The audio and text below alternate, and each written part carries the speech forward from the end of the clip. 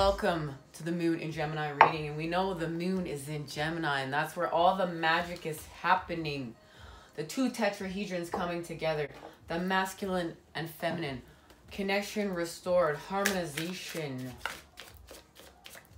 Beautiful. And it's all connected thanks to the Sagittarius energy, where we started connecting the sun and the moon to take shot and take aim. And now the sun and the moon actually coming together at that annular solar eclipse in Capricorn. We're all in alignment, baby. We're all lining up around here. Six of Pentacles, exactly, to do that. To restore balance, to restore flow. To restore what's rightfully ours. The connection to the light. The connection to our passions. Balancing of the karmic scales and Christ consciousness. These are our birthrights, divine inheritance. With the Nine of Wands and the Knight of Pentacles. And that's what's happening. This is from within to without. And there's the energy. The Nine of Wands connected to the sun and the moon, balanced. And also we have all four kings and queens. We have balance of the dark, we have balance of the light. And connected to the Knight of Pentacles, this is somebody who's on a spiritual quest to transform with mission work. And there's the Scythe from the Death card. And that Scythe means business. It means business. It means I'm going to balance my karmic scales. I'm going to do it. We have the Empress. This has to do with the Three of Swords, the Seven of Cups, and the Five of Cups. And that's what happened. This is the pain, removing it in order to balance and connect to spirit. And there's the balance happening with the Seven of Cups, seeing through our illusions, connecting to the dark and the light, the rays and vibration, as she's on a magic carpet, connected to the moon. The moon is helping her to find her authentic tune and raise vibration, connect to cycles and rhythms, and to deal with this. The energy of the Five of Cups, the sorrows, and this is where the inner child gets set free from deep within. It's emotional freedom. And it's connected to the Empress and the Emperor, and there are the counterparts, the God and Goddess energy. There they are, the four kings and the four queens, where we're taking balance shot, we're taking our aim, connected to the sun and the moon.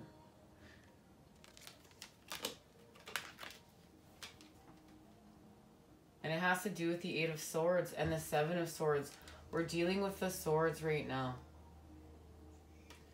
We're going within, we're resting, we're reflecting, we're transforming through the dark. It's time, it's time.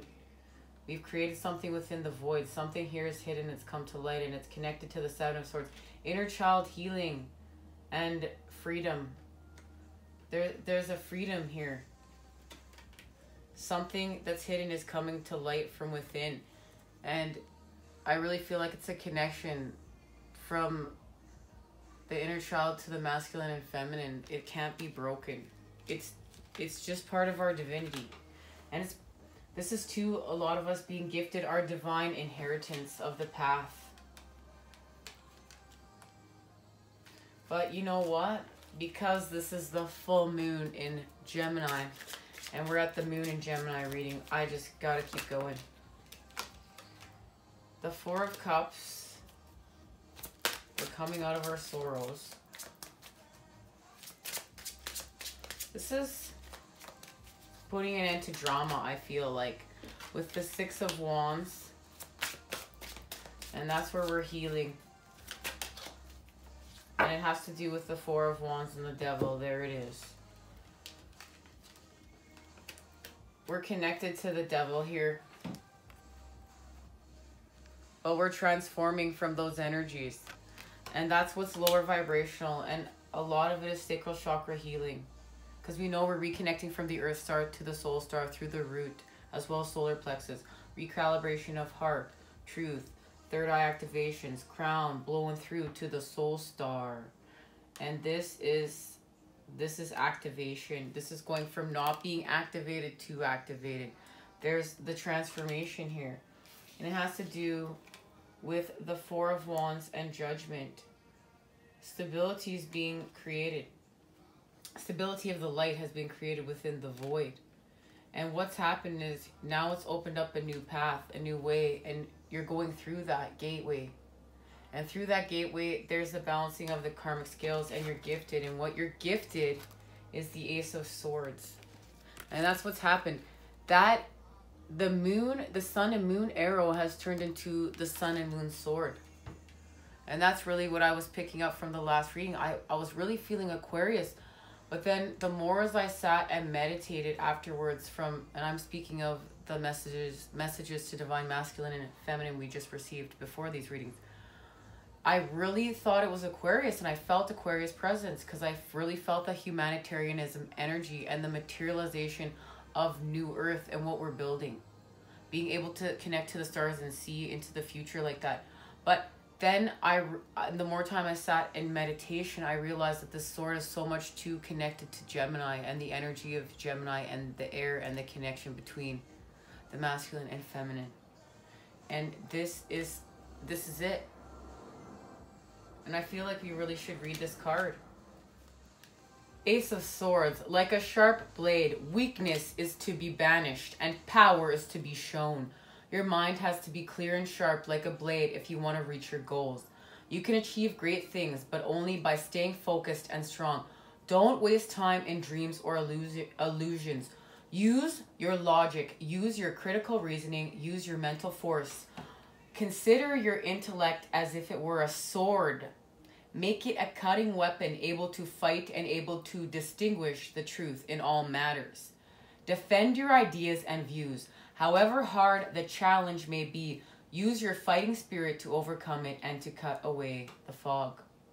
And this is all about power, sharp mind, mental clarity, fighting new spirit, and a new vision. Alrighty, let's see. Something that's hidden here is coming to light. We know that. Right here.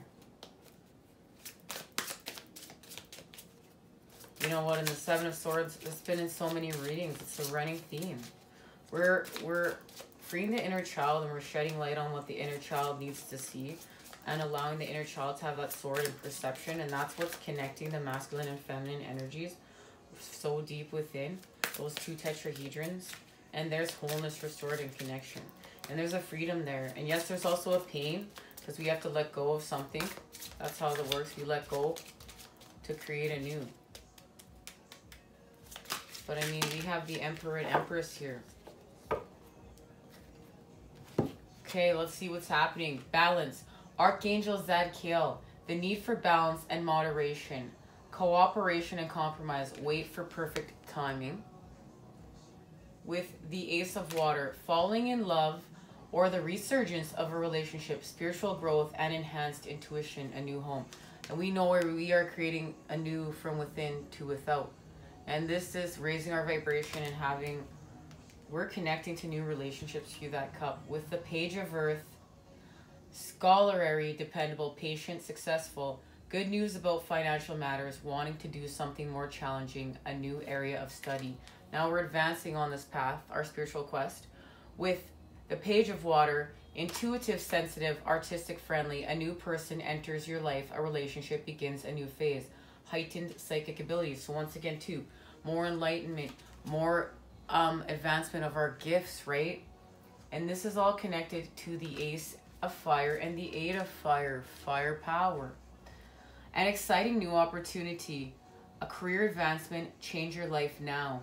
As events are moving at a fast pace, delays are over, many things are happening at once. And it's all on your spiritual quest and path. The Nine of Earth, enjoying life's little luxuries, spending quiet time alone, successful self-employment. And look at that raise in vibration.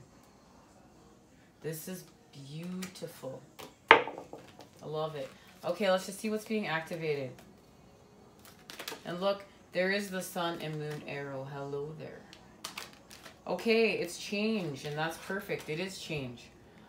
The frequency of change supports our ability to gracefully dance with the forever changing nature of reality, both inward and outward, so that we can appreciate the sweet release of the old and the birth of the new. And that's what we're doing thanks to your energy, because we're restoring connection, and harmonization is beginning at a whole new level, a whole new tune. We're raising the vibes around here. And it's through empowerment, the earth, and conception. And there is the two tetrahedrons coming together in earth. Let's start with conception. The frequency of conception invites us to bring our consciousness to our origin, the place where everything in creation begins. It helps us to remember the infinite potential and possibilities of the space and what we can manifest through our own focused awareness and intention. And that's what's happening here. And then we're expanding it with this energy of the earth. And you can see there's the two tetrahedrons coming together, and we're grounding it. Remember, it has that Capricorn energy. The frequency of earth activates our deep connection to this physical plane by showing us the beauty of all the aspects of our great mother and revealing the more ethereal, spiritual aspects of our nature. And then you can see it's going to empowerment. You can see how it changes and shifts, how it expands through the sacred geometry. Empowerment. The frequency of empowerment supports our ability to show up fully and completely, uniting us with others in the deep trust that we are connected through the same source. And that's it. We restore connection. That's what we're doing. Thank you. Take care. Much love and healing vibes sent your way to create with today. I will see you at that winter solstice reading, everyone. Take care.